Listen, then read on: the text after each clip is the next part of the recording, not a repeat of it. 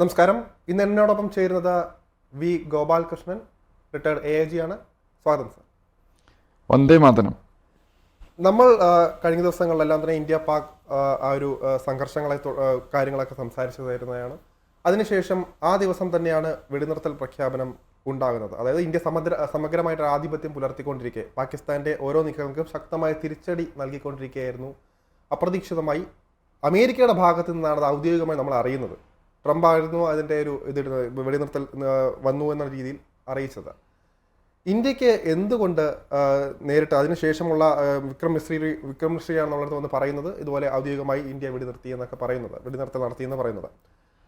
എന്താണ് ഇവിടെ Y America? എന്താണ് അമേരിക്കയുടെ ഇതിലുള്ള റോള്? ഇത് മനഃപൂർവ്വമായിട്ടാണോ അമേരിക്ക ഇതിനകത്ത് ഇടപെട്ടത്? പാകിസ്ഥാനെ സംരക്ഷിക്കുകയാണ്? അങ്ങനെ പല രീതിയിലുള്ള സംശയങ്ങളും ചോദ്യങ്ങളും എല്ലാം തന്നെ അന്തരീക്ഷത്തിൽ നിലനിൽക്കുന്നുണ്ട്. എന്താണ് താങ്കളുടെ അഭിപ്രായം?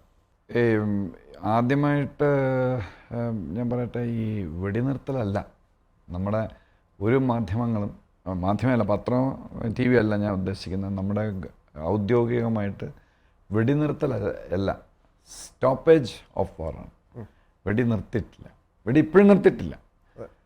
പക്ഷേ കാര്യങ്ങൾ നമ്മൾ ചെയ്യുമ്പോൾ അറിയുന്നില്ല. ചെയ്ത് കഴിഞ്ഞ് ഇന്ത്യയുടെ ഓപ്പറേഷൻ ചെയ്ത് കഴിഞ്ഞ് 3 ദിവസം കഴിഞ്ഞിട്ടാണ് നമ്മൾ അറിയുന്നത്. അപ്പോൾ ഇപ്പോഴും ഇറ്റ് ഈസ് ഓൺഗോയിങ് റെഡി, അങ്ങനെ നിൽക്കുകയാണ്. It's only stoppage. പിന്നെ ആ പർട്ടിനൻ്റ് ആൻസർ എന്ന് പറയുന്നത് JD വാൻസ് പറഞ്ഞ സ്റ്റേറ്റ്മെൻറ്റിനെ പറ്റി നമ്മൾ പറഞ്ഞു. ഇയാൾ നിന്ന നിപ്പിൽ ഈ ഡിവോൾട്ടേജ് സ്റ്റേറ്റ്മെൻറ്റ് മലക്കം പറഞ്ഞത് എന്താണെന്ന് ആർക്കും ഒരു പിടികിട്ടില്ല. എല്ലാവർക്കും, നമ്മളെല്ലാം ഇപ്പോൾ ശരത്തുമൊക്കെ മാധ്യമക്കാർ അത്ഭുതം കൂറിയതുപോലെ നമ്മളെല്ലാം ഇത് വാച്ച് ചെയ്തിരിക്കുന്നുണ്ട്. ഇത് എന്താണെന്നൊരു പിടിയും കിട്ടിയില്ല. അപ്പോൾ പിന്നെ അതിനെപ്പറ്റി റിസർച്ച് ചെയ്തപ്പോഴാണ് നമുക്ക് മനസ്സിലായത് JD വാൻസ് പറഞ്ഞത് ആത്മാർത്ഥമായിട്ട് തന്നെയാണ്. പക്ഷേ ഇന്ത്യക്കാർ പിന്നെ കൂടെ വിചാരിക്കണ്ടേ, JD വാൻസിൻ്റെ സ്റ്റേറ്റ്മെൻറ്റ് അതിൽ ഉറച്ചു നിൽക്കാൻ, അയാളെ സഹായിക്കാൻ ഇന്ത്യക്കാരും കൂടെ വിചാരിക്കണ്ടേ. ഇന്ത്യ സഹായിച്ചില്ല. ഇന്ത്യയുടെ പ്രവൃത്തി കൊണ്ടാണ് JD വാൻസ് US ഇടപെട്ടത്. എന്താണെന്ന് വെച്ച് കഴിഞ്ഞാൽ, നമ്മൾ പിന്നെ അമേരിക്ക ഇങ്ങനെ വിചാരിച്ചു, ശരി ഓക്കെ അവർ POK പിടിക്കുമായിരിക്കും. അത് അവർ ഇന്ത്യയുടെ ഒരു വലിയ ഉദ്ദേശം അതാണ്, POK പിടിക്കാൻ. വേറെ ഒന്നും വലിയ ഉദ്ദേശമില്ല. അതിന് മുന്നേ ചില മുന്നൊരുക്കങ്ങൾ നടത്തേണ്ടി വരും. അതിനാണ് നമ്മൾ എയർ ഡിഫൻസ് മെക്കാനിസം മറിച്ചതൊക്കെ ന്യൂട്രലൈസ് ചെയ്തത്.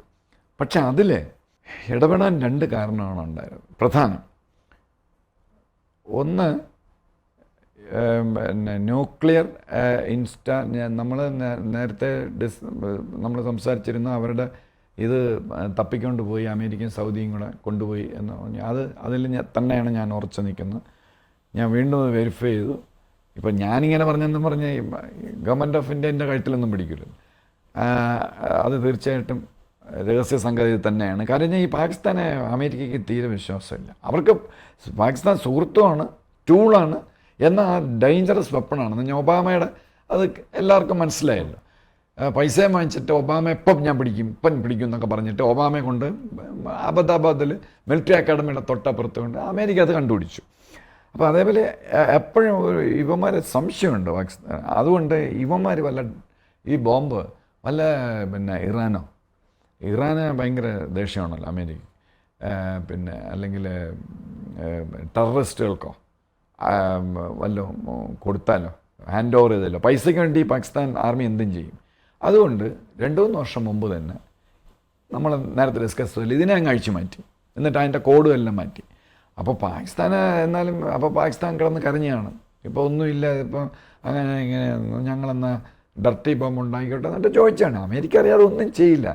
ഈ പാകിസ്ഥാനി ഫോഴ്സിൽ പിന്നെ ഈ ഉദാഹരണമൊക്കെ ഒരു മേജർ തൊട്ട് മുകളിലോട്ടെല്ലാം പ്രോ പാകിസ്ഥാനീസാണ്. സോറി പ്രോ USA ആണ്. അതിന് താഴെയുള്ളത് പ്രോ ചൈനീസാണ്. 2 ഗ്രൂപ്പ് പാകിസ്ഥാൻ ആർമിയിലുണ്ട്. അപ്പോൾ അവന്മാർക്ക് അവരുടെ മക്കൾ പഠിക്കുന്ന, അവരുടെ ബന്ധുക്കൾ പഠിക്കുന്ന, അവരുടെ പൈസ എല്ലാം ഇൻവെസ്റ്റ് ചെയ്യുന്ന അമേരിക്കയിലാണ്. അപ്പോൾ അമേരിക്കയുടെ ഒരു താല്പര്യം കാണും. അപ്പോൾ അങ്ങനെ വന്നപ്പോൾ ഈ ന്യൂക്ലിയർ ഇൻസ്റ്റാലേഷൻ, ആ ഡർട്ടി ബോംബ് ഇവർ ഡർട്ടി ബോംബ് എന്ന് പറഞ്ഞാൽ ന്യൂക്ലിയർ ബോംബ് എന്ന് പറയുമ്പോൾ ഐദർ യുറേനിയം ഓർ പ്ലൂട്ടോണിയം അതിൻ്റെ എൻറിച്ച്മെൻറ്റാണ്. പക്ഷേ ഈ ഡർട്ടി ബോംബ് എന്ന് പറയുമ്പോൾ അതല്ല, ന്യൂക്ലിയർ ഫിഷനോ ഫ്യൂഷനോ ഉണ്ടാവില്ല ഡർട്ടി ബോംബിൽ റേഡിയേഷൻ മാത്രമേ ഉള്ളൂ. അത് യുറേനിയം പ്ലൂട്ടോണിയം വെച്ച് ഉണ്ടാക്കുന്നതല്ല. അത് പിന്നെ കോബാൾട്ട് 60, പിന്നെ സ്ട്രോട്ടിയം 90, അങ്ങനെ മൂന്നാമത്തെ ഞാൻ മറന്നുപോയി. 3 മെറ്റീരിയൽ കൊണ്ടാണ് ഈ ഡർട്ടി ബോംബ് ഉണ്ടാക്കുന്നത്. അപ്പോൾ ഡർട്ടി ബോംബ് പൊട്ടിച്ച റേഡിയേഷൻ ഉണ്ടാവും, വേറെ നാശനഷ്ടങ്ങൾ ഉണ്ടാവില്ല. ഇവന്മാർ കുറച്ച് ഡർട്ടി ബോംബ് നമുക്ക് അറിഞ്ഞൂടെ എത്രയെന്നൊന്നും. Dirty bomb സർഗോസ റാവൽപിണ്ടിക്ക് അടുത്തുള്ളതാണ്. ഈ റാവൽപിണ്ടിയുടെ ചുറ്റിനാണ് ഇവരുടെ എയർബേസും മറ്റൊന്നും മറിച്ച് ഏറ്റവും സ്ട്രോങ് ആയിട്ടുള്ള. അപ്പോൾ അതിനടുത്ത് സർഗോസ ഹിൽസിലും കിനാര ഹിൽസിലും പിന്നെ ചഗായി ഹിൽസ് ബലൂചിസ്ഥാനിലാണ്. ചഗായി ഹിൽസിലും തുരങ്കം ഉണ്ടാക്കി ആ തുരങ്കത്തിനകത്ത് ഡർട്ടി ബോംബ്സും അതിൻ്റെ കൂട്ടത്തിൽ 1-2 ന്യൂക്ലിയർ വെപ്പൺസോ മറ്റോ സൂക്ഷിച്ചെന്നാണ് ദ ഗ്രേപ്പ് വൈൻ. അപ്പോൾ അത് ഇന്ത്യക്ക് അറിയാമായിരുന്നു. അത് സൂക്ഷിക്കുക എന്ന് പറഞ്ഞാൽ എക്സ്പ്ലോഡ് ചെയ്യുന്ന ഒരു സ്റ്റേജിലല്ല, അതിങ്ങനെ ഡിസ്മാൻഡിൽ ചെയ്ത് അത് ജോഡിപ്പിക്കുന്നത് ആ സമയമാകുമ്പോൾ പ്ലെയിനിൽ കയറ്റുമ്പോൾ ഡെലിവറിയിൽ റോക്കറ്റിലോട്ട് ഘടിപ്പിക്കുമ്പോൾ മാത്രമാണ്. അപ്പോൾ അത് ഡിസ്മാൻഡിൽ ചെയ്ത് വെച്ചിരുന്നു, ഡർട്ടി ബോംബായിരുന്നാലും മറ്റേതായിരുന്നാലും. അപ്പോൾ അത് ഇന്ത്യ മനസ്സിലാക്കി. അതായത് കഴിഞ്ഞ ആഴ്ച പിന്നെ നമ്മുടെ വാർ തീർന്ന 10-ാം തീയതിയാണ്, എനിക്ക് തോന്നുന്നത് 5-ാം തീയതി മറ്റോ നമ്മുടെ സുഹൃത്തുക്കളാണല്ലോ ഈ ഡിഫൻസ് മിനിസ്റ്റർ ഖ്വാജയും മുനീറും ഒക്കെ. അവർ ചെയ്ത ഒരുപാട് ഉപകാരങ്ങൾ കൊണ്ടാണ് ഇന്ത്യ ഇപ്പോൾ ജയിച്ച് നിൽക്കുന്നത്. അപ്പോൾ ഈ ഖ്വാജ ഒരു സ്റ്റേറ്റ്മെൻറ്റ് പറഞ്ഞത് ഓർക്കുന്നുണ്ടായിരിക്കും. ഞങ്ങൾ വെപ്പൺസ് എവിടെയാണ് വെച്ചിരിക്കുന്നത്, ന്യൂക്ലിയർ വെപ്പൺസ് എന്ന് ലോകത്തിൽ ആർക്കും അറിഞ്ഞൂടാ. അപ്പോഴേ ഞാൻ വിചാരിച്ചു, ഇവനെന്തിനാണ് ഇതൊക്കെ വിളിച്ച് പറയുന്നത്? ഇനി ഇവൻ വല്ലതും വിളിച്ച് പറഞ്ഞിട്ടുണ്ടോ, സാറേ നമ്മൾ ഇവിടെയാണ് വെച്ചിരിക്കുന്നത് എന്നാ മറ്റോ കൊടുത്തിട്ടുണ്ടോ, ഇവർ റായുടെ ഏജൻറ്റ് മറ്റോ ആണോ? അവസാനം അത് ശരിയായിട്ട് വന്നു. 3 ദിവസം കഴിഞ്ഞപ്പോൾ 9-ാം തീയതി രാത്രി ഈ ടണൽസിനകത്താണ് ഇത് വെച്ചിരിക്കുന്നത്. ചഗായി ഹിൽസിലും കിനാര ഹിൽസിലും ഡീപ്പ് ബങ്കർ ഉണ്ടാക്കി അതിനകത്താണ് ഇവരിത് വെച്ചിരുന്നത്. അമേരിക്ക ഇതിനകത്ത് ഇടപെടാനുള്ള മെയിൻ കാരണമാണ് ഞാൻ ഇനി അടുത്ത പറയാൻ പോണത്. ഇത് പൊട്ടിച്ചോണ്ടല്ല,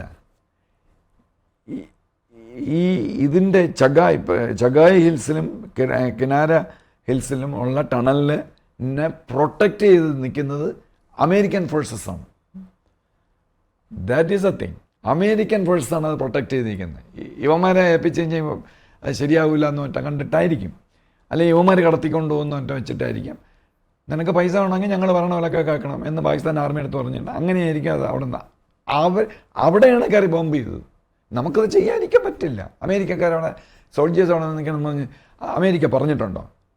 ഞങ്ങളുടെ ആളുകളവിടെ നിൽക്കണം, നിങ്ങളൊന്നും ചെയ്യരുതെന്ന് ഒന്നും പറഞ്ഞിട്ടില്ല. നമുക്ക് പറയാൻ നമുക്കറിഞ്ഞൂടാ അവിടെ ഉണ്ടായിരുന്നെന്ന്. ഞങ്ങൾ പറഞ്ഞിട്ടില്ല ഔദ്യോഗികമായിട്ട് അടിച്ചെന്ന്. അപ്പം അത് അടിച്ചു, അത് കത്തിപ്പോയി.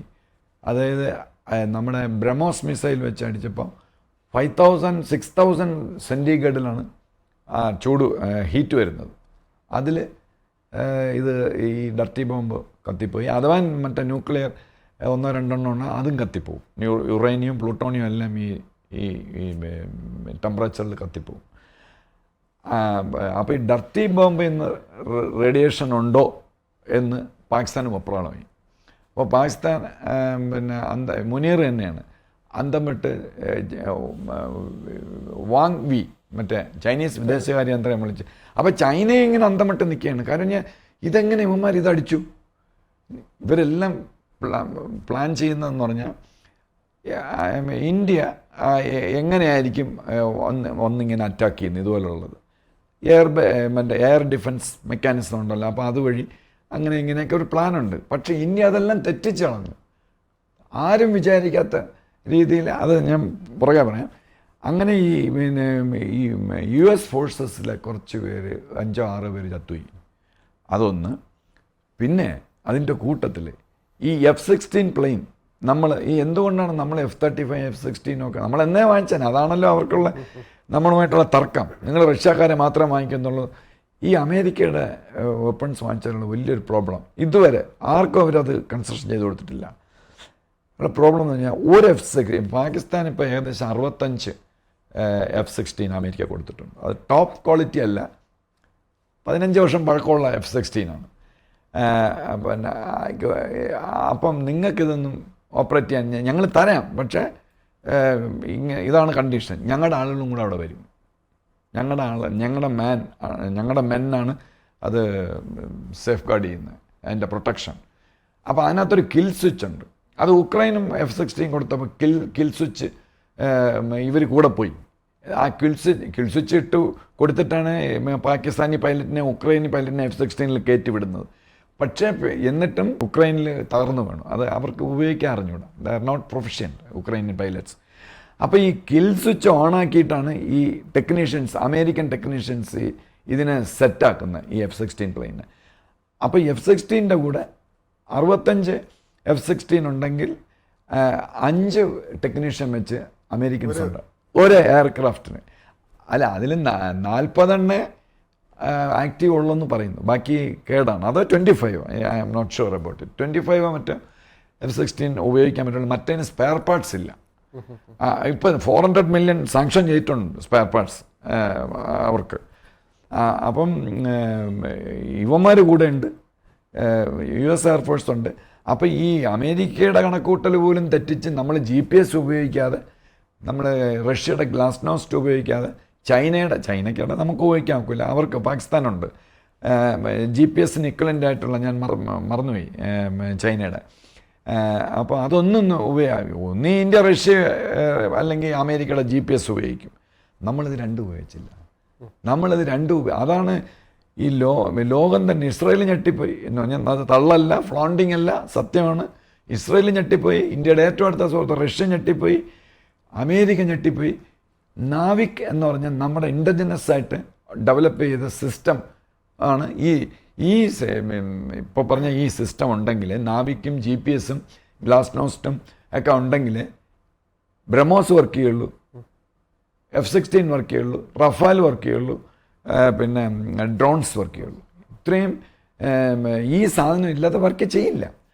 അപ്പം ഇന്ത്യ ഈ നാവിക്കിനെ പറ്റി പണ്ടം കണ്ട ആരെന്തോ പറഞ്ഞ് അങ്ങനെ ഇന്ത്യ കുറേ തള്ളു പറയാനുണ്ട്. അതൊന്നും കാണില്ല. അവർ നമ്മളെ അണ്ടർ എസ്റ്റിമേറ്റ് ചെയ്തു. GPS-ൽ നോക്കിക്കൊണ്ടിരുന്നു, അല്ലെങ്കിൽ മറ്റേ റഷ്യയുടെ സാധനത്തിൽ നോക്കിക്കൊണ്ടിരുന്നു. ഒന്നും ആക്റ്റീവ് അല്ല. പക്ഷെ നമ്മൾ നാവിക്ക് ഉപയോഗിച്ച് ഈ ലാഹോറിലെയും ഈ സർഗോസ എയർബേസ്, പിന്നെ ഇതെല്ലാം ആദ്യം ചെയ്തത് എയർ ഡിഫൻസ് അങ്ങ് ന്യൂട്രലൈസ് ചെയ്തു, തകർത്ത് കളഞ്ഞു.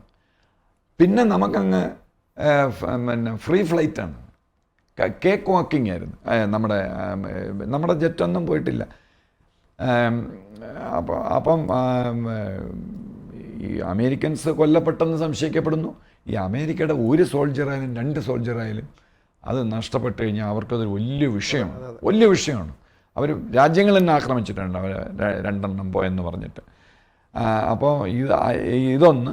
പിന്നെ റേഡിയേഷൻ, 10th നൈറ്റ് അമേരിക്കയുടെ ബോറോൺ മെയ്ഡ്, നമ്മുടെ സാധാരണ കാർബൺ സ്റ്റീലോ അലുമിനിയോ ഒക്കെ കൊണ്ടാണ് നമ്മുടെ പ്ലെയിൻ ഉണ്ടാക്കുന്നത്.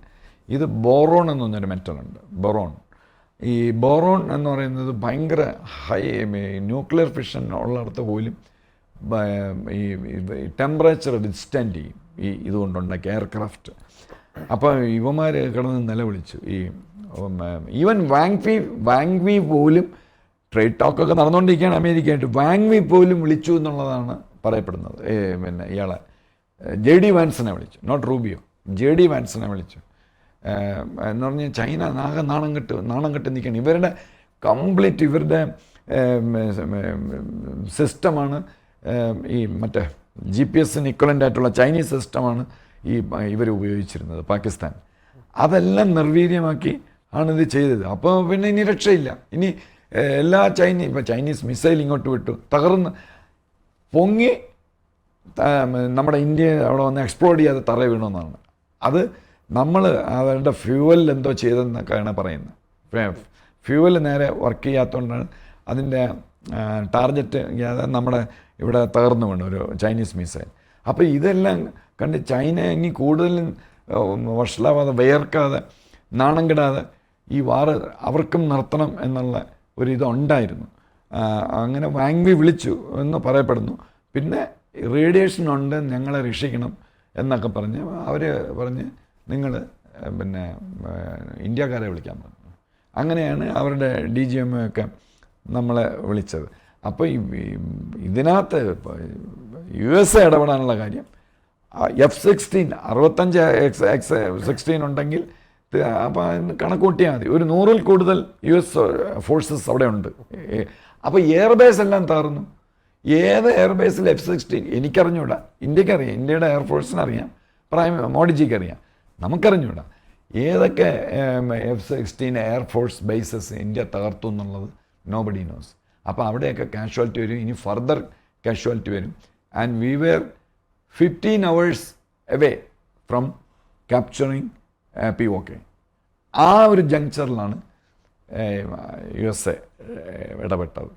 പക്ഷേ നമ്മുടെ അടുത്ത് പറഞ്ഞ് നമ്മൾ വിചാരിച്ച് നമ്മളായിരിക്കും പറയണത്. അതിനു മുമ്പ് ട്രംപ് എണ്ണ കയറി പറഞ്ഞ് എല്ലാം റെഡിയായെന്ന് പറഞ്ഞു. അദ്ദേഹം ഇങ്ങനെ വെയിറ്റ് ചെയ്യാണ്. കാര്യം എന്ന് പറഞ്ഞാൽ അദ്ദേഹം വന്നെണ്ണം പറഞ്ഞ് ഇപ്പം ഞാൻ ഉക്രൈനിലെ വാർ നിർത്തുമെങ്കിൽ അതൊന്നും നടന്നില്ല. പുട്ടിൻ പറഞ്ഞ് ഇപ്പോൾ സമയമായിട്ടില്ല ഞങ്ങൾ പറയാമെന്ന് പറഞ്ഞു. അപ്പോൾ അത് നടന്നില്ല. ഇസ്രായേലാണെങ്കിൽ മൈൻഡ് ചെയ്യണമില്ല USA പറയണത്. അങ്ങ് ഗാസ കയറി അങ്ങ് ഞെരിക്കുകയാണ്. അപ്പോൾ പിന്നെ സമാധാനത്തിൻ്റെ ആളെന്നൊക്കെ പറഞ്ഞിട്ട് ട്രംപിനൊരു ചാൻസ് ഇട്ടും ട്രംപ് ചാടിക്കയറി അങ്ങ് ഡിക്ലെയർ ചെയ്തതാണ്. It is not ceasefire. അങ്ങനെയാണ്. പക്ഷേ ഇങ്ങനെ വരുമ്പോഴും നമ്മൾ സ്വാഭാവികമായിട്ടും ഇപ്പം അരിയാഹാരം കഴിക്കുന്ന ഇന്ത്യക്കാരുൾപ്പെടെ ചിന്തിക്കുന്ന ഒരു കാര്യം, ട്രംപ് അല്ലെങ്കിൽ അമേരിക്ക ഇങ്ങനെ ഇടപെട്ടിട്ടും, അതായത് ഇന്ത്യയെ പിടിച്ചു നിർത്തുന്നൊരു സമീപനം ഉണ്ടായിട്ടും എന്തുകൊണ്ട് ഇന്ത്യ അതിനൊരു മറുപടി ഒഫീഷ്യൽ കഴിഞ്ഞ ദിവസം മോദിജിയുടെ പ്രസംഗം ഉണ്ടായിരുന്നു, അതിൽ പോലും അമേരിക്കയുടെ റോളിനെ കുറിച്ച് ഒരു വാക്ക് പോലും പറഞ്ഞിട്ടില്ല. അതുപോലെ തന്നെയാണ് വിക്രംശ്രീ വന്നപ്പോൾ പോലും അദ്ദേഹവും പറഞ്ഞിട്ടില്ല ഒരു വാക്ക് പോലും അമേരിക്കയെക്കുറിച്ച്. അമേരിക്ക ഇടപെട്ടാണ്, കാരണം അമേരിക്കയാണ് കീ റോൾ ചെയ്തത് ഇതിനകത്ത്. എന്നിട്ട് പോലും അമേരിക്ക എന്നൊരു പരാമർശം, ഇപ്പം ട്രംപിന്റെ ഇടപെടൽ, അതൊന്നും വ്യക്തമായി പറഞ്ഞിട്ടില്ല. അതൃപ്തി ഉണ്ട് എന്ന് നമുക്ക് ഇതിൽ നിന്ന് വ്യക്തമാണ്. എങ്കിലും എന്തുകൊണ്ട് ഈ ഒരു വലിയൊരു അതിർത്തി വരാൻ കാരണം എന്താണ്? ഇപ്പൊ ഇന്ത്യ എന്തെങ്കിലും ഭയക്കുന്നുണ്ടോ അമേരിക്കയിൽ നിന്ന്, അല്ലെങ്കിൽ എന്തെങ്കിലും ഒരു ഡീല് നടന്നിട്ടുണ്ടോ? എന്തായിരിക്കും അതിന്റെ പിന്നാമ്പുറത്തിൽ ഒരു രഹസ്യമായിട്ട് തോന്നുന്നത്? അത് രണ്ട് സ്ട്രാറ്റജിയാണ്. ഒന്ന് പിന്നെ നമ്മുടെ ഡിഫൻസ് ഫോഴ്സസും ഡിഫൻസ് മിനിസ്ട്രിയും പറയാതെ ഒരു കാര്യവും മറ്റേ IFSലെ ഉദ്യോഗസ്ഥ മറ്റേ വാർത്താസമ്മേളനം നടത്തുന്നയാൾക്ക് പറയാൻ പറ്റില്ല. അവരെഴുതി കൊടുക്കണതേ പറയാൻ പറ്റുള്ളൂ. അപ്പം നമ്മൾ ഒന്നുമേ പറഞ്ഞിട്ടില്ല ഇന്നേ വരെ. ന്യൂക്ലിയർ മറ്റേ സ്റ്റോറേജ്, നോട്ട് റിയാക്ടർ, അത് റിയാക്ടർ അറ്റാക്ക് ചെയ്യുന്ന വേറെ വലിയ വിഷയം. ഒരുപാട് റേഡിയേഷൻ, ആളുകളൊക്കെ ഒരുപാട് കൊല്ലപ്പെടുമായിരുന്നു. നമ്മുടെ അല്ല, അവരുടെ. നമ്മളപ്പോൾ സ്റ്റോറേജാണ് തട്ടിയത്. അപ്പം അത് നമ്മൾ എഴുതി കൊടുക്കുന്നതേ വായിക്കുള്ളൂ. രണ്ട്, prime minister is unhappy. India is very very unhappy. ഒന്ന്, ഈ ട്രംപ് എണ്ണം ആദ്യമേ ചാടിക്കയറി അതെല്ലാം ഞാൻ ശരിയാക്കി എന്ന് പറഞ്ഞ് അത് നമുക്കൊട്ടും ഇഷ്ടപ്പെടില്ല. നമ്മളങ്ങനെയല്ല അത് പറയേണ്ടത്. അവസാനം മോഡിജി അല്ലെങ്കിൽ പാകിസ്ഥാൻ പ്രൈം മിനിസ്റ്റർ ഷബാസ് വന്ന് അല്ലെങ്കിൽ ഒരുമിച്ചിരുന്ന എന്തോ ഒരു പ്ലാൻ ഉണ്ടായിരുന്നു. അത് ഇദ്ദേഹം തകിടം മറിച്ചു. അദ്ദേഹം ഈ ഭയങ്കര എൻ്റർപ്രൈസിങ് ആയിട്ട് നിൽക്കുകയില്ലേ, എല്ലാ ക്രെഡിറ്റും എനിക്ക് കിട്ടട്ടെ എന്നുള്ളതിൽ അങ്ങനെ ചാടിക്കയറി. വേറെ ഒന്നും ഇല്ല അദ്ദേഹത്തിന് പറയാൻ. കുറേ നാളുകളായിട്ട് ഞാൻ അങ്ങനെ ചെയ്യും ഇങ്ങനെ ചെയ്യുന്നു ഒന്നുമില്ല. അപ്പോൾ അതുകൊണ്ട് ചാടി പറഞ്ഞാണ്.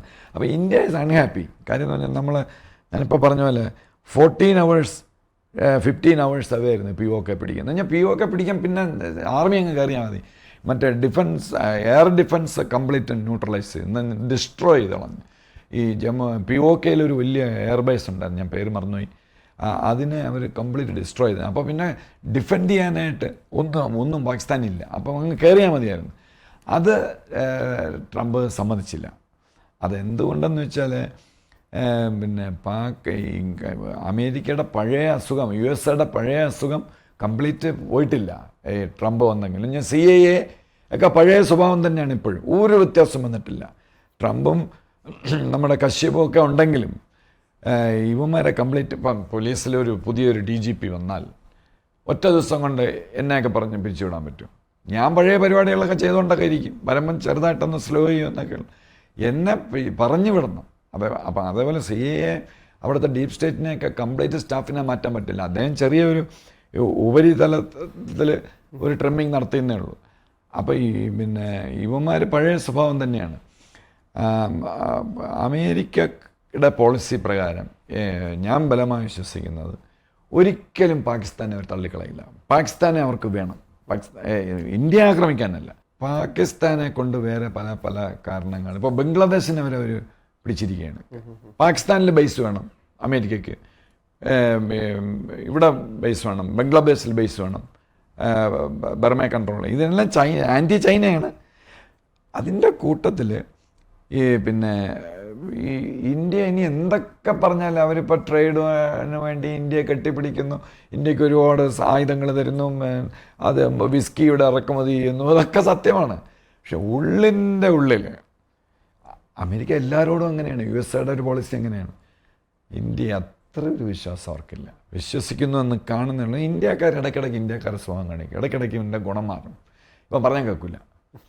അതൊരു സത്യമാണ്. നമ്മൾ ആര് പറഞ്ഞാലും ഞാൻ വീണ്ടും പറഞ്ഞു ഫ്ലോണ്ട് ചെയ്യല്ല, നമ്മുടെ പോളിസി അങ്ങനെയാണ്.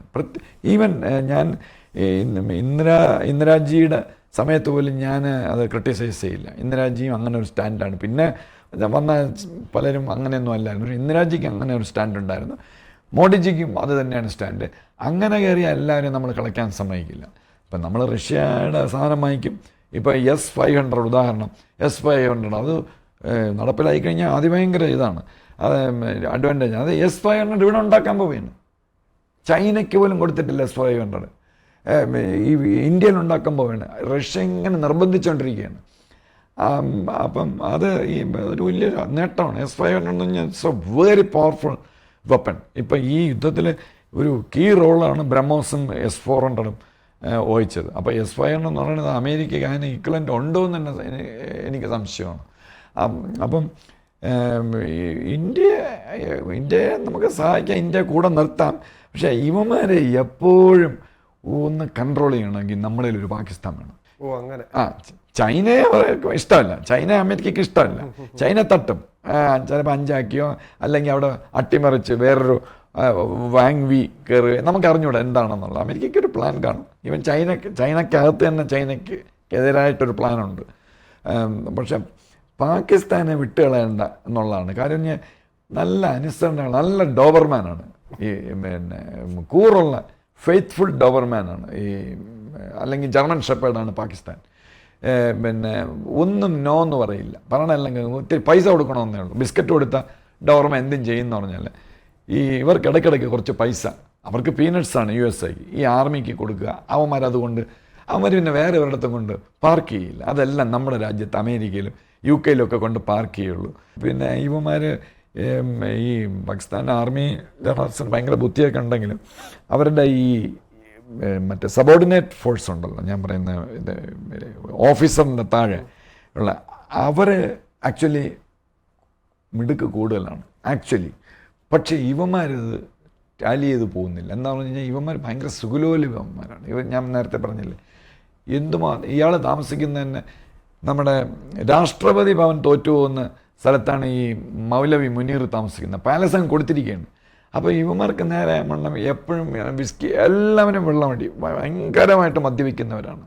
ഈ മുഷറഫ് ആയെന്നാലും ശരി തന്നെ, സിയാവുള്ളൊക്കെ ആയെന്നാലും ശരി തന്നെ, ഈ മുനീറായെന്നാലും എല്ലാം അമേരിക്കൻ വിസ്കി, സ്കോച്ച് വിസ്കിയൊക്കെ കഴിച്ച് ഇങ്ങനെ ഇരിക്കും. ഇടയ്ക്കിടയ്ക്ക് അമേരിക്കയിൽ പോകും, ഇംഗ്ലണ്ടിൽ പോകും, യൂറോപ്പിൽ കറങ്ങാം. ഇതിനിടയ്ക്ക് ഇയാൾ ഇവിടെ പോയി. നമ്മൾ ഈ യുദ്ധം തുടങ്ങിയ ശേഷം 2 ദിവസം മുമ്പ് മറ്റോ ജോർജിയയിലോ എവിടെ അവിടെയൊക്കെ പോകുന്നത് പാകിസ്ഥാൻ്റെ സഹായം അവർ ചോദിച്ചിട്ടില്ലല്ലോ. ഇപ്പം ഇവന്മാർ ഭയങ്കര ലക്ഷൂറിയസ് ആയിട്ട് ജീവിക്കുന്നവരാണ്. അപ്പം ഇവന്മാരെ പാട്ടിലാക്കാൻ, ഇവന്മാരെ ട്രാപ്പ് ചെയ്യാൻ, പിന്നെ ഇവന്മാർ അങ്ങോട്ട് അവിടെ ചെല്ലുമ്പം USA UK ചെല്ലുമ്പോൾ ഈ പാകിസ്ഥാൻ മിലിറ്ററി ഓഫീസേഴ്സ് ഭൂരിപക്ഷം, നോട്ട് എവരി വൺ ഞാൻ പറയില്ല, ഭൂരിപക്ഷവും ഇപ്പം ഞാൻ പാകിസ്ഥാൻ എന്ന് പറയുള്ളൂ, വേറെ ചില രാജ്യങ്ങളുടെ മിലിറ്ററി ഓഫീസേഴ്സ് ഇത് ചെയ്തിട്ടുണ്ട്. ഇവന്മാർ അവിടെ പെണ്ണ് മേടിക്കാൻ പോകും, ഇല്ലെങ്കിൽ പെണ്ണിനെ കൊടുക്കും CA, അത് മൊത്തം ഫിലിം ചെയ്യും, വീഡിയോ പിടിക്കും. അതെല്ലാം അവരുടെ കയ്യിലുണ്ട്. അതവരുടെ ഒരു സ്ട്രാറ്റജിയാണ്. ചൈനയും ചെയ്യുന്നുണ്ട്. MSS ചാരസംഘടന, നമ്മുടെ ആളുകൾ, ഞാൻ എൻ്റെ സുഹൃത്തുക്കളടുത്ത് പലയിടത്തും പറഞ്ഞ് ടർക്കി പോകരുത്, അതൊരു അലവലാതി രാജ്യമാണ്, ആൻറ്റി ഇന്ത്യനാണ്. അസർബൈജാനിൽ പോകരുത്, ചൈനയിൽ പോകരുത്, നിന്നെ മൊത്തം വീഡിയോ ചെയ്യും. അവിടെ ചെന്ന് കഴിഞ്ഞാൽ അങ്ങനെയാണല്ലോ കാര്യങ്ങൾ. അപ്പം ഇതൊക്കെ പിന്നെ ഈ CAയുടെ കയ്യിലുണ്ട്. അപ്പോൾ Pakistan is A favourable country. അഥവാ ഈ ഇന്ത്യ വലിയ പോസ് കാണിക്കുകയാണെങ്കിൽ നാളെ നമ്മുടെ സഹായമൊക്കെ ചെയ്ത് ഇന്ത്യ വലിയ പവറൊക്കെ ആയിട്ട് പിന്നെ കാണിച്ചാൽ ഇവരെ ബാലൻസ് ചെയ്യാനാണ് ഈ പാകിസ്ഥാനെ വെച്ചിരിക്കുന്നത്. അഥവാ അവർ ബാൽക്കനൈസ്ഡായി പോയാലും വേണം ഒരു റോഡ് വീലർ നമുക്ക്. അപ്പം അതുകൊണ്ട് ഈ ഇന്ത്യ ഇനി വേറെ നശിപ്പിക്കുന്നതിന് മുമ്പ്, ഇസ്ലാമാബാദ് അവിടെയൊക്കെ ഇനി ബോംബ് ചെയ്ത് നശിപ്പിക്കുന്നതിന് മുമ്പ് നമ്മൾ കയറി ഇടപെട്ടു എന്നുള്ള ഇതിൽ അവരിടപെട്ടതാണ്. അല്ലാതെ ഇന്ത്യക്ക് ദോഷം വരുന്ന വിധത്തിലല്ല. പക്ഷേ അത് മോഡിജിക്കും നമ്മുടെ ഇന്ത്യക്കാർക്കൊന്നും അത് ഇഷ്ടപ്പെട്ടില്ല. They just didn't like that. ആ ടൈം ശരിയായില്ല. അല്ലെങ്കിൽ അത് ആലോചിച്ച് ചെയ്യണമായിരുന്നു, അത് ചെയ്തില്ല. അതുപോലെ തന്നെ അമേരിക്കയുടെ പല സ്റ്റേറ്റ്മെന്റ്സും നമ്മളെ ആകെപ്പാടെ ഒരു കൺഫ്യൂഷൻ നൽകുന്നത്. അതായത് ഈ യുദ്ധം തുടങ്ങിയത് മുതൽ ഈ JD Vance American vice president പറഞ്ഞത് ഇന്ത്യയോട് ആയുധം താഴെ വയ്ക്കാൻ പറ്റില്ല, പറയാൻ പറ്റില്ല എന്നാണ് പറഞ്ഞത്. അത് പറഞ്ഞ് മണിക്കൂറുകൾ കഴിഞ്ഞില്ല, തൊട്ടടുത്താണ് സീസ് ഫയർ ഓർഡർ പറയുന്ന ട്രംപ് ഔദ്യോഗികമായിട്ട് പ്രഖ്യാപിക്കുന്നത്. ആകെപ്പാടെ ഒരു എന്താ പറയുക, ഒരു പുകമറയാണ്. ഇവിടെ തന്നെ നമുക്ക് ഒരു എന്താ പറയാനാണ്, അമേരിക്കയിൽ തന്നെ രണ്ട് തട്ടുണ്ടോ, അതോ ഇന്ത്യയോട് എന്താണ് പറയാൻ ആഗ്രഹിക്കുന്നത്, അങ്ങനെ ഒരു കൺഫ്യൂഷൻ കൂടെ നിൽപ്പുണ്ട് ഇവിടെ. അങ്ങനെ സാറിന് തോന്നിക്കാണെന്ന് തോന്നുന്നു. ഈ ഇപ്പം നേരത്തെ JD വാൻസിന്റെ നിലപാട് ഒന്നാണെങ്കിൽ അതിൽ നിന്ന് നേർ വിപരീതമാണ് അമേരിക്കൻ പ്രസിഡന്റ് ട്രംപിൻ്റെത്. ഇവിടെ എന്തെങ്കിലും നേരത്തെ പറഞ്ഞ പോലെ തന്നെ ഇവിടെ എന്തെങ്കിലും വേറെ പറയാൻ ശ്രമിക്കുന്നുണ്ടോ? എന്താണ് അവരുടെ യഥാർത്ഥ അജണ്ട എന്തായിരിക്കും? അത് ശരത്ത് ചോദിച്ചത് കറക്റ്റാണ്. നമ്മുടെ എല്ലാം മനസ്സിൽ ഉണ്ട്. പക്ഷെ നമ്മളത് ഹിസ്റ്ററി ഇൻട്രോസ്പെക്ഷൻ നടത്തിയ ഈ അമേരിക്കയുടെ ഹിസ്റ്ററി നടത്തിയ അത് അവരുടെ സ്വഭാവം അങ്ങനെയാണ്. അമേരിക്കയ്ക്ക് എന്നും സ്ഥിരമൊരു ശത്രുവും ഇല്ല, സ്ഥിരമൊരു ഫ്രണ്ടും ഇല്ല. ജപ്പാനെ കണ്ണെടുത്താൽ കണ്ടുകൂടെ തന്നെ. ജപ്പാനെ അതുകൊണ്ടാണല്ലോ ലോകത്തിലെ, അത് എല്ലാവർക്കും അറിയാവുന്ന, കൊണ്ട് ന്യൂക്ലിയർ ബോംബിട്ട് ഒരെണ്ണം ഇട്ടു. അത് കഴിഞ്ഞ് നാഗസാക്കിയിൽ എന്തിനിട്ടു? 3 ദിവസം കഴിഞ്ഞിട്ട്, 3-4 ദിവസം കഴിഞ്ഞിട്ട്. അത് ഭയങ്കര കൊടും ക്രൂര. അപ്പോൾ അന്ന് ജാപ്പാനീസിന് ഭയങ്കര ദേഷ്യം. ഞാൻ മറ്റേ ഹവായ് അവിടെ ബോംബ് ചെയ്ത് ഒരുപാട് 10,000-2,000 പേര് അമേരിക്കൻസ് ചത്തുപോയി. അതിൻ്റെ ദേഷ്യമാണ് അവർ തീർത്തത്. അത് കഴിഞ്ഞിട്ട് അമേരിക്ക കണ്ട ഏറ്റവും നല്ല ജനറൽസിലൊരാളാണ്. അയാളാണെങ്കിൽ ജാപ്പാനീസിനെ ഭയങ്കര വെറുപ്പായിരുന്നു. ഹിരോഹിത ചക്രവർത്തി അദ്ദേഹം അവമാനിച്ചു. അത് നമുക്ക് വേറൊരു എപ്പിസോഡിൽ പറയാം എങ്ങനെയാണെന്ന്. അപമാനിച്ചു. പിന്നെ അദ്ദേഹത്തിന് പശ്ചാത്തലം ഉണ്ടായി. അദ്ദേഹത്തോട് നന്നായിട്ട് പെരുമാറി, ഹിരോഹിതയായിട്ട് നന്നായിട്ട് പെരുമാറി. എനിവേ, ഏറ്റവും വലിയ ക്രൂരത ഇപ്പം നാസികൾ ചെയ്തത് പോലെ തന്നെയാണ് ഈ രണ്ടാമതാണ് ബോംബിട്ടത്. ആദ്യത്തേത് നമുക്ക് മനസ്സിലാക്കാൻ പോട്ടെ. അപ്പം അങ്ങനെ ഇന്ന് ജപ്പാനും അമേരിക്കയും ഇപ്പം എന്തോ ശർക്കരയും ഈച്ചയും പോലെയായി. പിന്നെ വാട്ട് അബൌട്ട് ഈ റഷ്യ ഇതിൻ്റെ ഭയങ്കര എനിമിയായിരുന്നു. പക്ഷേ ഇപ്പോൾ കുറച്ച് നാളുകൊണ്ട് പ്രത്യേകിച്ച് ട്രംപ് വന്ന ശേഷം ആ മഞ്ഞുരുകൽ ആയിട്ടുണ്ട്. പിന്നെ ഇംഗ്ലണ്ടുമായിട്ട് എത്ര നാളായി, എന്ത് അട്രോസിറ്റിയാണ് UK അവിടെ ചെയ്തിട്ടുള്ളത്. നമ്മൾ ആ പഴയ ഹിസ്റ്ററി എടുത്ത് നോക്കണം. എല്ലാ ഹിസ്റ്ററിയും എടുത്ത് നോക്കില്ല, വേറെ പ്രത്യേക ചില ബുക്കുകൾ വായിച്ചാൽ ഈ UK ഫോഴ്സസ് ഇവരെ പീഡനം കാരണമാണല്ലോ മയഫ്ലവറിൽ കയറി അവരങ്ങ് പോയത്. എന്നിട്ട് അവിടെ ചെന്ന് ഈ ബ്രിട്ടീഷ് ഫോഴ്സസ് അവിടെ ചെന്ന് ഒരുപാട് ഇവരെ ഉപദ്രവിച്ച് അവരുടെ കുട്ടികളെയും ഒക്കെ കെട്ടിത്തൂക്കി അച്ഛനെയും അമ്മയും വെടിവെച്ച് കൊന്ന് അമേരിക്കൻ സിവിൽ. അങ്ങനെ അമേരിക്കയും ഇംഗ്ലണ്ടും തമ്മിൽ ഭയങ്കര യുദ്ധമില്ലായിരുന്നു. പക്ഷെ കുറേ കഴിഞ്ഞാൽ ഇപ്പോൾ അവർ തമ്മിൽ വലിയ കമ്പനിയാണ്. അപ്പം അമേരിക്കയ്ക്കും ഈ പല രാഷ്ട്രങ്ങൾക്കും ഒരു പെർമനൻ്റായിട്ടൊരു എനിമിയും ഇല്ല, പെർമനൻ്റായിട്ട് ഫ്രണ്ടുമില്ല. പോളിസിയാണ്, എല്ലാവരുടെയും പോളിസിയാണ്. അപ്പം അതാണ് അങ്ങനെ വരാനുള്ള കാര്യം. രണ്ടാമത് എന്തെങ്ങനെ ഇടയ്ക്കിടയ്ക്ക് ചേഞ്ച് ചെയ്യുന്നല്ലേ, അതല്ലേ ഉദ്ദേശിച്ചത്? അതായത് നമുക്കൊരു രാജ്യത്തിന്റെ ഒരു പ്രസ്താവന വരുമ്പോൾ ഒരുമിച്ചാണ് നിൽക്കുന്നത്. പ്രൈം മിനിസ്റ്ററിന്റെ അതായിരിക്കും വൈസ് പ്രസിഡന്റും വൈസ് പ്രൈം മിനിസ്റ്റർ ആയാലും. ഇവിടെ പക്ഷേ നേരെ തിരിച്ചാണ്. അതൊരു സ്ട്രാറ്റജി ആയിട്ടാണ് എനിക്ക് തോന്നിയത്. എക്സാക്ട്ലി. വാൻസ് ആത്മാർത്ഥമായിട്ട് പറഞ്ഞതാണ് എന്നാണ് ഞാൻ മനസ്സിലാക്കുന്നത്. ശരിക്കും ആത്മാർത്ഥമായിട്ട് പറഞ്ഞതാണ്. അപ്പോൾ ഈ ഞാൻ നേരത്തെ പറഞ്ഞ CA ഒന്നും മാറിയിട്ടില്ല. ഇവന്മാർ വന്ന് ചിലപ്പം പിന്നെ ട്രംപിൻ്റെ അടുത്ത് കള്ളക്കണക്കൊക്കെ പറഞ്ഞാണ്. അത് അവിടെ വലിയ പ്രശ്നമാണ്, ന്യൂക്ലിയർ ഫിഷൻ ഉണ്ടായിട്ടുണ്ട് ഉടനെ. പിന്നെ നമ്മുടെ സോൾജേഴ്സ് ഇനി ഒരുപാട് പേര് മരിക്കുകയാണെങ്കിൽ ഈ എയർബേസ് ഇനി അവർ തകർക്കാൻ പോവുകയാണ്. അങ്ങനെയാണെങ്കിൽ നമ്മൾ ലോകത്തിൻ്റെ മുമ്പ് എന്താ പറയും? We will cut A sorry figure USA will cut A sorry figure. അതൊക്കെ പറഞ്ഞ് അതുകൊണ്ടായിരിക്കാം. പിന്നെ ഞാൻ വീണ്ടും പറയുന്നു, ഞാൻ ജനുവരിയിൽ ഇവിടുത്തെ എപ്പിസോഡിൽ ഞാൻ പറഞ്ഞിട്ടുണ്ട്, ട്രൂ ബ്ലൂ പേട്രിയോട്ട്സ് ആണ് പ്രത്യേകിച്ച് അമേരിക്കൻസ്. അവരവരുടെ രാജ്യത്തെ വിൽക്കുന്ന പരിപാടിയൊന്നുമില്ല. ട്രൂ ബ്ലൂ പേട്രിയോട്ട്സ് ആണ്. അവർക്ക് ഗുണമായിട്ടുള്ള കാര്യം. ട്രംപ് ഇപ്പം അന്ന് നമ്മുടെ ഇൻ്റർവ്യൂവിൽ ചോദിച്ച് ട്രംപും പിന്നെ ഇദ്ദേഹം തമ്മിൽ മോഡിജിയും തമ്മിൽ അളിയനും മച്ചമ്പിയും പോലെ ഒരു അളിയനും മച്ചമ്പിയും ഇല്ല. ട്രംപും അങ്ങനെ തന്നെയാണ്. അങ്ങനെ തന്നെ ഒരു ലീഡറെ നമുക്കും ഇപ്പോൾ കിട്ടിയിട്ടുണ്ട്. ഇന്ത്യയുടെ ഇപ്പോഴത്തെ പൊളിറ്റിക്കൽ ലീഡേഴ്സ് എല്ലാം ട്രൂ ബ്ലൂ പേട്രിയോട്ട്സ് ആണ്. നമ്മുടെ രാജ്യത്തിന് ഗുണമായിട്ടുള്ള കാര്യം മാത്രം ആ രാജ്യത്തോട് നമ്മൾ അടുത്ത് നിൽക്കും. ലോകത്തെ മിക്ക രാജ്യങ്ങളും അങ്ങനെയാണ്. ശരത്ത് കഴിഞ്ഞ എപ്പിസോഡിൽ ചോദിച്ചു ഈ സ്നേഹം, ഒരു രാജ്യം തമ്മിൽ അങ്ങനെ അളിയനും മച്ചമ്പിയും സ്നേഹമൊന്നുമില്ല. ഇൻട്രസ്റ്റാണ്. As long as my country's purpose is served, interests are served, I will love that the other country. ഇസ്രായേലിന് കുറച്ചുണ്ടെന്ന് തോന്നുന്നു ഇന്ത്യയിലോട്. ഇസ്രായേലിനുണ്ട്. അത് വേറെ പല കാരണങ്ങളാണ്. നാളെ ഇസ്രായേലിനാകെ ഒരു ചെറിയൊരു നീളമുള്ള ഒരു കടാരവൽ ഇത്രയേ ഉള്ളൂ. ഒരു കോടി ഇസ്രായേലികൾ അവിടെ ഉണ്ട്. അവരവിടുന്ന് വിട്ടു പോവില്ല. അവർ അമേരിക്കയിൽ മൈഗ്രേറ്റ് ചെയ്യാൻ പോലും പോവില്ല. അവരവിടെ ഉള്ള അപ്പം അവിടെ എന്തെങ്കിലും കാരണവശാൽ അവരെ നശിപ്പിച്ചാൽ മറ്റുള്ളവർ അവർക്ക് പോകാനുള്ള ഒറ്റ രാഷ്ട്രം ഇന്ത്യയാണ് അവർ നോക്കി വെച്ചിരിക്കുന്നത്. വേറെ ആരും അഭയം കൊടുക്കില്ല. ഇന്ത്യയിൽ ആർക്കും വരാം. മാത്രമല്ല അത് ഇന്ത്യയിൽ ഇപ്പം ആര് ഭരിച്ചാലും, കോൺഗ്രസ് ഭരിച്ചാലും CPM ഭരിച്ചാലും ഭരിച്ചാലും ആര് ഭരിച്ചാലും ഇന്ത്യയുടെ പോളിസി അങ്ങനെയാണ്. ഇന്ത്യയിൽ വരാം.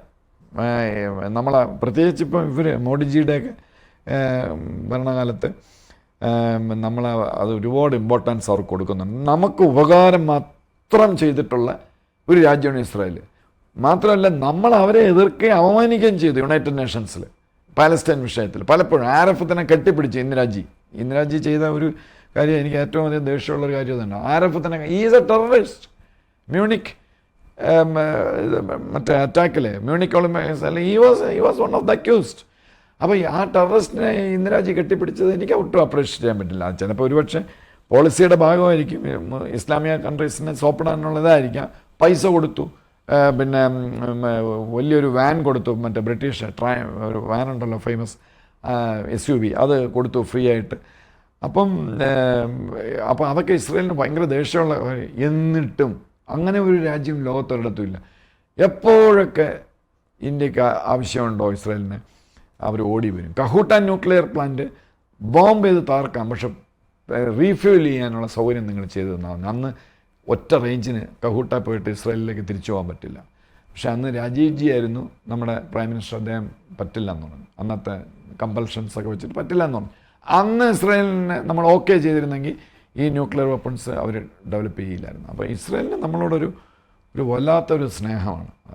അത് അങ്ങനെയാണ്.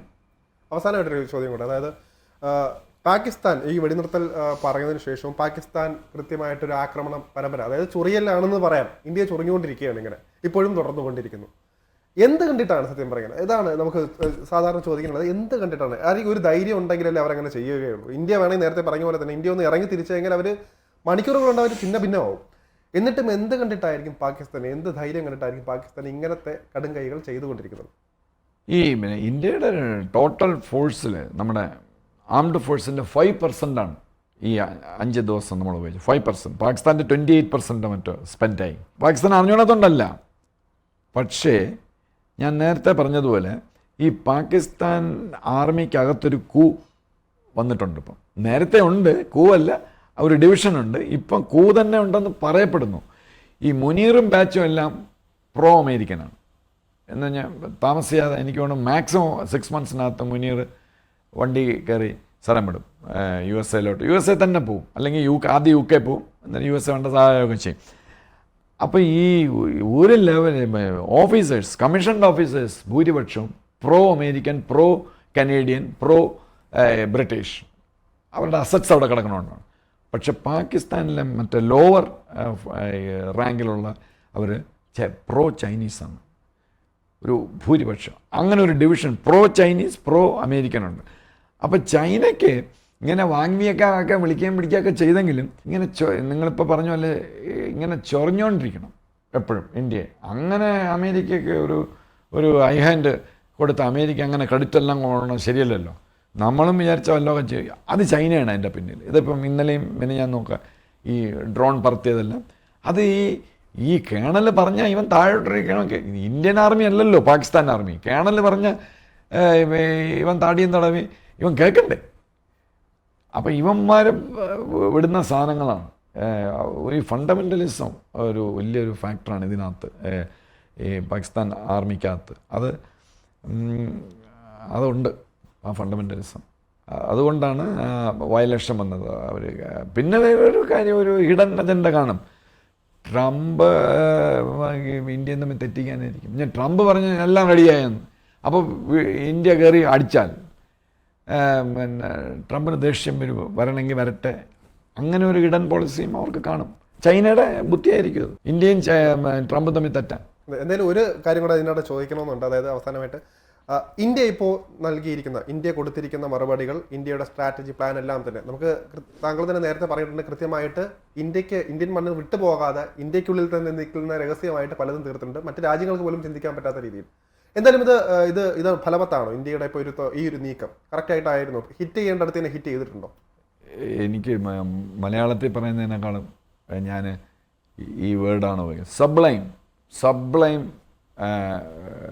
ബെസ്റ്റിൻ്റെ മോളിലാണ് സബ്ലൈം പ്ലാനായിരുന്നു, സബ്ലൈം എക്സിക്യൂഷനായിരുന്നു. ഞാൻ യുദ്ധമൊന്നും ചെയ്യാൻ പോയിട്ടില്ലെങ്കിലും നമുക്ക് വായിക്കാമല്ലോ, വായിക്കുകയും കാണുകയും ചെയ്യാമല്ലോ പലയിടത്തും. ഇൻ്റർനാഷണൽ ലെവലിൽ തന്നെ നമുക്കത് കണ്ടുപിടിക്കാൻ പറ്റുമല്ലോ. ഭയങ്കര ഇതായിരുന്നു.